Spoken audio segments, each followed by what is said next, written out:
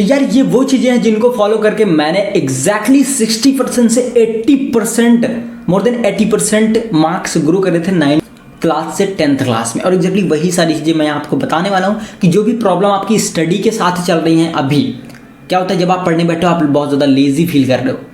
जब भी आप पढ़ने बैठते हो आपको लगता है कि लाओ एक बार फ़ोन चेक कर लेना चाहिए। जब भी आप बैठते हो आपको पता ही नहीं चलता कि पढ़ना क्या है। जब भी आप बैठते हो आपको लगता है कि 4 घंटे बीत गए हैं लेकिन एक ही चैप्टर पे आप अटके पड़े हो। इन सारी प्रॉब्लम का सलूशन इस वीडियो में मिलने वाला है। 3 ऐसे वर्ड्स मैं बताने वाला हूँ जिनको अगर आप यूज़ करना स्टार्ट करते हो आप अपनी स्टडी को बहुत ज़्यादा स्मार्ट लेवल पे लेके जा सकते हो और बहुत ही फास्ट लर्नर आप बन सकते हो और बहुत ज़्यादा मार्क्स गेन कर सकते हो। तो ऐसी ही इन्फॉर्मेटिव वीडियोस के लिए आप मुझे अभी सब्सक्राइब कर सकते हो। इस वीडियो को लाइक कर देना ताकि आपको ऐसी वीडियोस हमेशा मिलती रहें। तो यहाँ पे ये जो 3 स्टडी प्रोसेस हैं जिनको आप एक 3 वर्ड फार्मूला भी बोल सकते हो, इसको आप कहीं पे भी यूज़ कर सकते हो। अगर आप स्टडी कर रहे हो, किसी एग्जाम की प्रिपरेशन कर रहे हो या किसी भी कॉम्पिटिटिव एग्जाम की तैयारी कर रहे हो, ये फार्मूला आप आराम से लगा सकते हो। और ये वही फार्मूला है अपने परसेंटेज में बहुत ज़्यादा हाई के लेके आ सकते हो और अपनी मेमोरी को बहुत ज़्यादा स्ट्रॉन्ग कर सकते हो। तो इस फार्मूले का नाम है PHI। इसकी फुल फॉर्म की बात करें तो P for pre reading, H for highlighting, I for indication note making. अब ये 3 वर्ड्स हैं, इनको मैं 1 by 1 एक्सप्लेन करने वाला हूँ जिसको आपको नोट डाउन भी करना है जिससे आप इसको पूरी तरीके से समझ सको। अब प्री रीडिंग एक ऐसा तरीका है जिसको ज़्यादातर लोग जानते नहीं हैं, लेकिन अगर जो लोग इसको जाने या अनजाने में फॉलो कर रहे हैं वो आपकी क्लास के टॉपर्स होंगे, या जो लोग अपनी लाइफ में बहुत अच्छा कुछ उखाड़ रहे हैं वो लोग हैं जो इस प्री रीडिंग कॉन्सेप्ट को जानते हैं। जैसे कि कैल न्यूपोर्ट, टाई लोपेज, ऐसे जो IIM से ग्रेजुएट लोग और बहुत ही ज़्यादा सक्सेसफुल लोग हैं इस मेथड को अप्लाई कर रहे हैं और इससे बहुत ज़्यादा फर्क दिखता है आपकी स्टडी पर। अब इसको समझने के लिए हम एग्जांपल लेते हैं। अब टाई लोपेज या कैल न्यूपोर्ट कौन है? ये बहुत अच्छे फेमस राइटर्स हैं और सक्सेसफुल लोग हैं जिन्होंने इस स्टडी को दिखाया है। तो इसमें होता क्या है कि जब भी आप कोई नया चैप्टर या कोई नई बुक पढ़ना स्टार्ट करते हो तो आपको क्या करना है, जब भी आप कोई नई बुक पढ़ना स्टार्ट करते हो, फॉर एग्जाम्पल अभी मैं एटॉमिक हैबिट्स पढ़ रहा हूँ, क्या करना होता है आप डायरेक्टली आप जंप करके पढ़ना स्टार्ट नहीं कर सकते। अगर आप ये कर रहे हो तो आप एक रॉन्ग डायरेक्शन में हो। तो आपको क्या करना है, पहले आप फर्स्ट पेज पढ़ते हो, फिर आप बैक पेजेस पढ़ लेते हो, आप फ्रंट पे इंडेक्स खोल के देख लेते हो और आप क्या क्या चीज़ें देखने वाले हो और थोड़ा बहुत अंदर से थोड़ा बहुत झांक के देख लेते हो कि क्या है बुक में।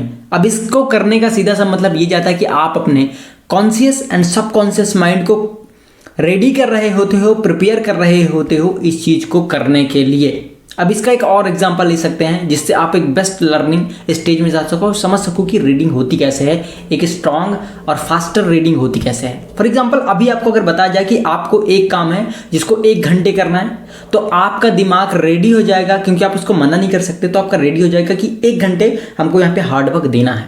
रेडी है, अब आप कर लोगे, कोई दिक्कत नहीं होगी। अब चाहे वो काम 1 घंटे 10 मिनट भी लगे फिर भी आप कर लोगे, आप कंफर्टेबल हो क्योंकि आप उस चीज़ के लिए रेडी हो चुके थे, मन से भी और अपने दिमाग से भी।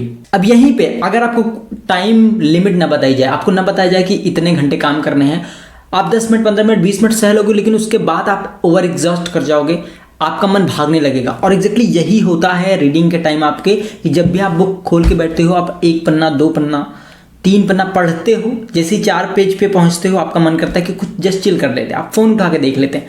ये सारी चीज़ें होने लगती हैं। That's why pre reading is the most important thing in your study, जिसको आपको आज से अप्लाई करना स्टार्ट करना है। सेकेंड मोस्ट इंपॉर्टेंट वर्ड है H फॉर हाईलाइटिंग। आपने देखा होगा कि यार मैंने भी इस चीज़ को खुद ऑब्जर्व करा था मेरे क्लासमेट्स में। कुछ लोग इतना ज़्यादा हाईलाइट्स करते हैं चीज़ों को कि कभी कभी तो उनका पूरा पेज कलरफुल हो जाता है। अब मेरे दिमाग में वहाँ पे ये चीज़ आती थी, यार अगर पूरा पेज का पेज ही अगर इंपॉर्टेंट था, हाईलाइट करने के लिए था, तो फिर तुमको पूरा पेज याद कर लेना चाहिए था ना, हाईलाइटर यूज करने की क्या जरूरत थी जब आपने पूरा पेज ही हाईलाइट कर लिया।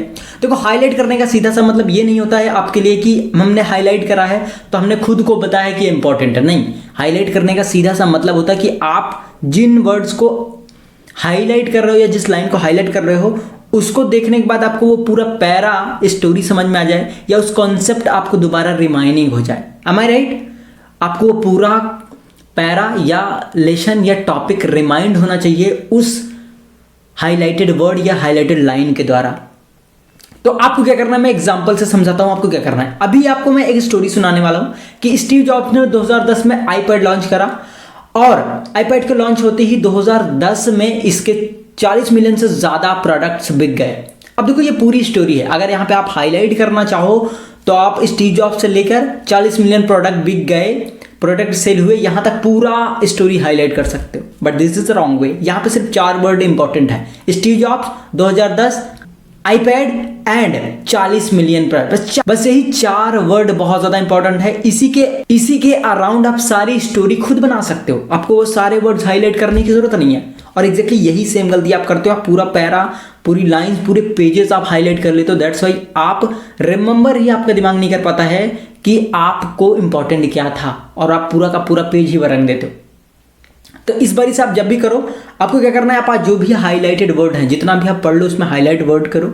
उसके बाद आप जो सबसे मेन इंपॉर्टेंट चीज़ें थी उन्हीं पर सिर्फ हाईलाइटर चलाओ और उसको याद करने की कोशिश करो, और उन्हीं वर्ड को मार्क करो जिनकी वजह से आप सारी स्टोरी को कोरिलेट कर सकते हो। ये आपकी ब्रेन पावर को इंप्रूव करता है, और आप स्टोरीज के माध्यम से उस लेसन को बहुत बेस्ट तरीके से आप समझ के रखते हो, और लॉन्ग टाइम तक आपको वो याद रहता है। थर्ड सबसे मोस्ट इंपॉर्टेंट वर्ड आता है I for indication note down. एक नया कॉन्सेप्ट है, मैं इसको समझाने में बहुत थोड़ा टाइम लेने वाला हूँ।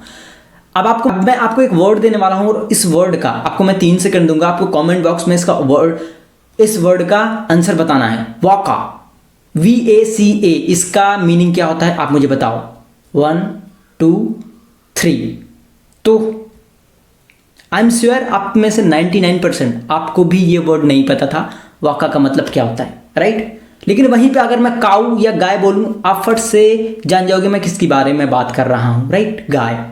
तो वाका ब्राजीलियन में गाय को ही कहा जाता है, लेकिन आप नहीं आइडेंटिफाई कर पाए। इतनी सिंपल सी चीज थी, बिकॉज ऑफ वाका बोलने पर आपके दिमाग में वो पिक्चर नहीं बनती है जो काऊ या गाय बोलने पर आपके दिमाग में एक पिक्चर आती है, राइट।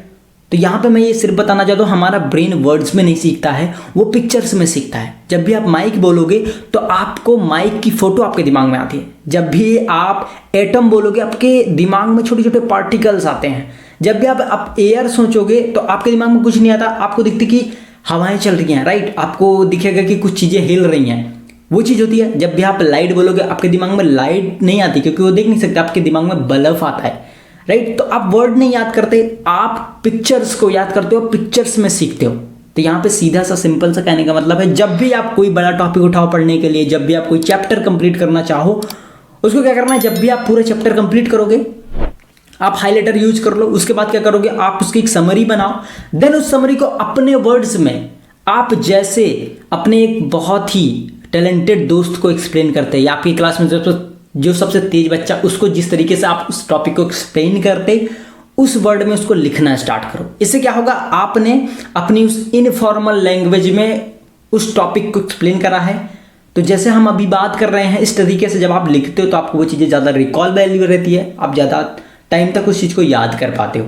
फॉर एग्जाम्पल, आपने एक टॉपिक पढ़ा 2 पेजेस का, उसकी जो समरी बनाई बुक के अकॉर्डिंग वो बनाई 1.5 पेज की, लेकिन अब अपने इनफॉर्मल लैंग्वेज में जैसे हम आपस में बातें करते हैं उस तरीके से आपने उसकी समरी इंडिकेशन में बनाई, ठीक है, इंडिकेशन नोटपैड में बनाई, वो निकल के आया सिर्फ 1 पेज का। अब वो 1 पेज से आप 2.5 पेज का पूरा कंटेंट आप आराम से याद कर सकते हो, आप समझ भी सकते हो, और बाद में उसको 3 पेज में आप लिख भी सकते हो।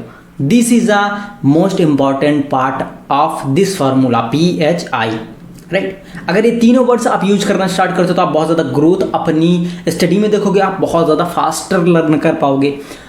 तो ये चीज़ less is more, Deepak Rawat जो एक बहुत ही फेमस IAS भी हैं, उन्होंने बताया लेस इज मोर, जितना आप कम पढ़ते हो उतना ज़्यादा आप एक एलोबरेट कर सकते हो। फॉर एग्जाम्पल, आपके पास कंटेंट भर भर के है, आपके पास सैकड़ों किताबें होंगी, आपके पास बहुत ज़्यादा मटेरियल इंटरनेट पे है, बहुत ज़्यादा यूट्यूब पे देख रहे हो, बहुत ज़्यादा इन्फॉर्मेशन TV से ले रहे हो, न्यूज़ से ले रहे हो, आपके पास बहुत सी नई बुक्स आ रही हैं, क्वेश्चन बैंक्स आ रहे हैं, वहाँ से बहुत ज़्यादा मटेरियल ले रहे हो। लेकिन स्टडी बताती है, और कई सारे फेमस लोग जिन्होंने अच्छे एग्जाम्स क्वालिफाई करे, उन्होंने बताया कि 5000 पेज से ज़्यादा एक साल में आप पढ़ नहीं सकते।